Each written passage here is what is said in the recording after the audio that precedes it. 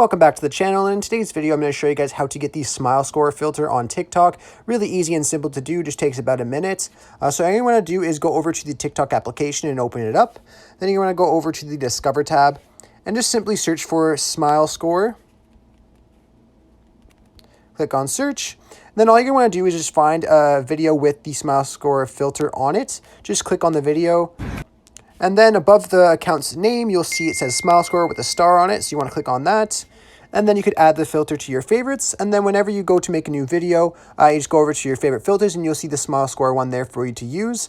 I really hope I was able to help you guys out with this video. If I was, be sure to hit the like button and subscribe for more tutorials. Thanks for watching.